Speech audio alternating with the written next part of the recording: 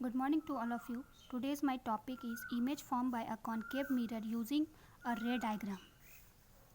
मैंने आप लोग को पहले ही 4 गाइडलाइंस दे दिया है कि कैसे रे पास होता है when after reflection from either concave mirror और कॉन्वेक्स मिरर।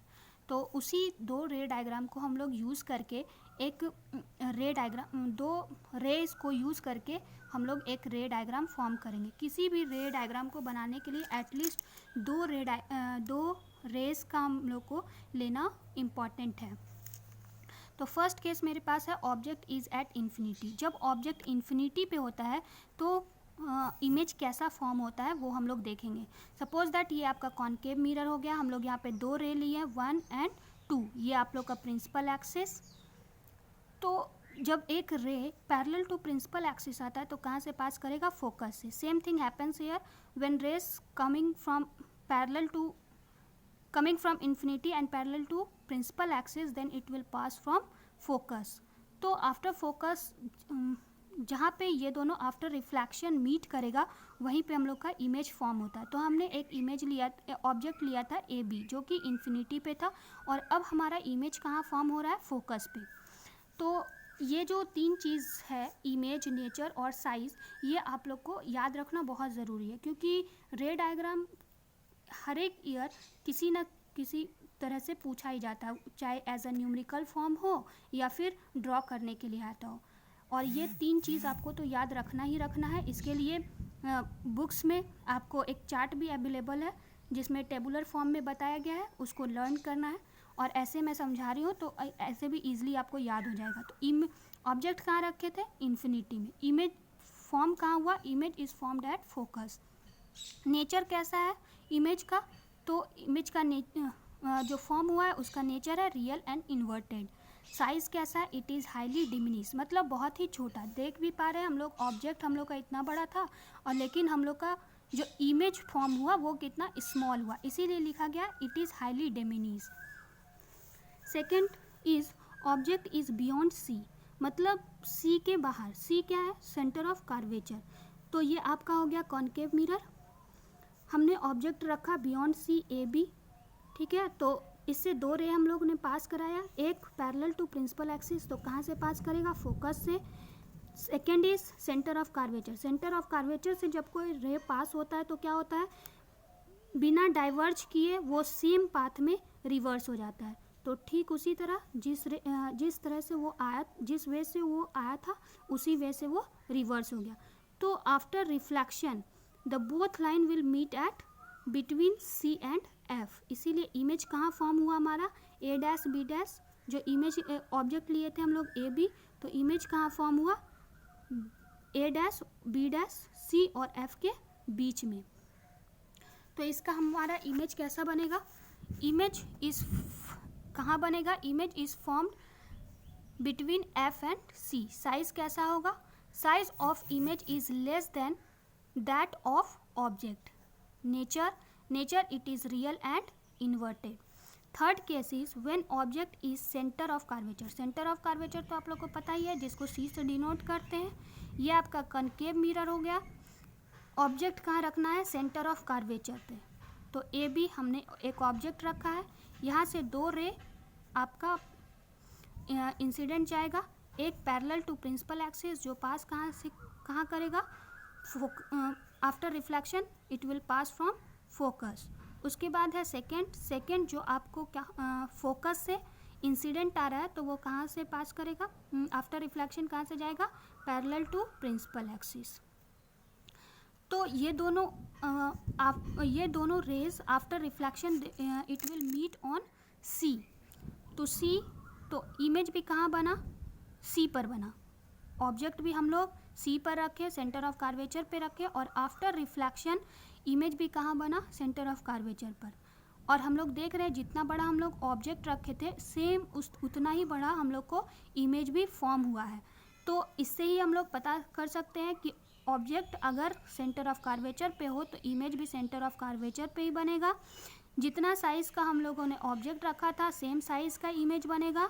और इसका नेचर भी कैसा है? In front of the mirror बन रहा है तो रियल और इन्वर्टेड होगा। वही चीज़ मैंने यहाँ पे नोट डाउन कर दिया है। आप लोग भी नोट डाउन कर ले। Image is form at C, size it is of same size, nature it is real and inverted. Now we will come to the fourth case. Fourth case क्या है? When object is between C and F, जब centre of curvature और focus के बीच में object रखते हैं तो क्या होता है हम लोग देखेंगे। ये आपका कॉनकेव मिरर हो गया, हमने ऑब्जेक्ट रखा ए बी, कहाँ? Between C and F। तो यहाँ से दो रे इंसिडेंट जाएगा, एक पैरेलल टू प्रिंसिपल एक्सिस जो आफ्टर रिफ्लेक्शन पास करेगा फोकस से, एंड अनदर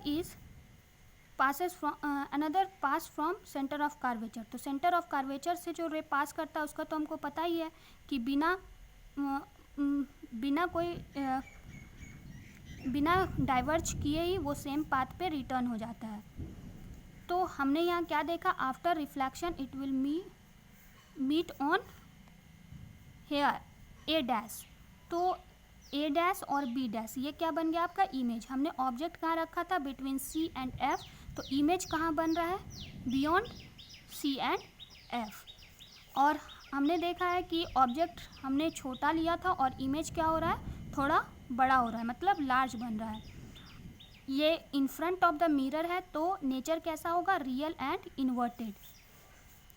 यहाँ पे मैंने लिख भी लिया है, आप लोग भी नोट डाउन कर लें। Image is formed beyond C, size it is enlarge, nature it is real and inverted.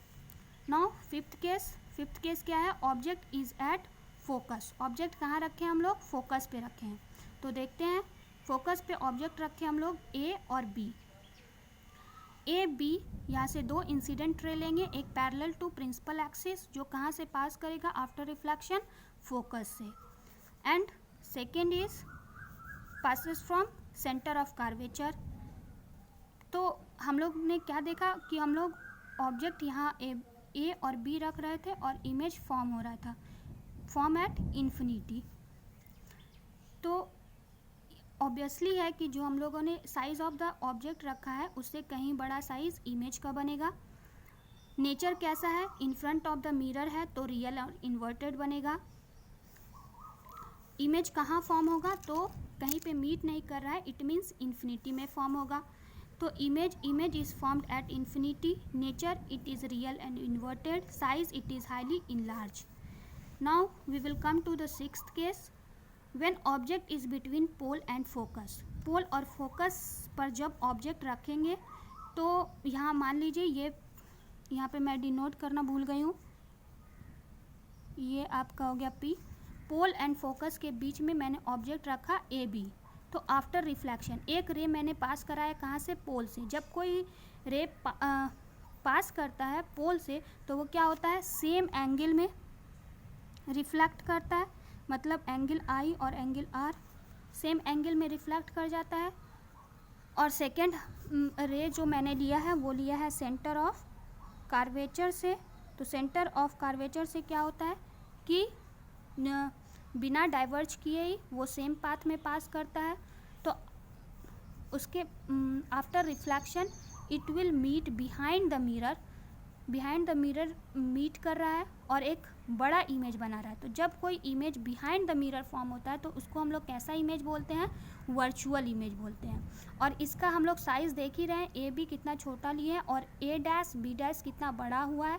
तो इसका मतलब हो गया ये हाईली इनलार्ज होगा। और ऑब्जेक्ट बन कहाँ रहा है? ऑब्जेक्ट बन रहा है इमेज बन कहाँ रहा है? इमेज बन रहा है बिहाइंड द मिरर। तो आपको ये नोट डाउन कर लेना है, image is formed behind the mirror, size it is enlarge, nature it is virtual and erect. Thank you. I hope आप लोग को सब समझ में आ गया होगा, कोई कन्फ्यूज़न नहीं होगा। अगर मेरा चैनल अच्छा लगे तो please like, subscribe and share करना ना भूलें। Thank you.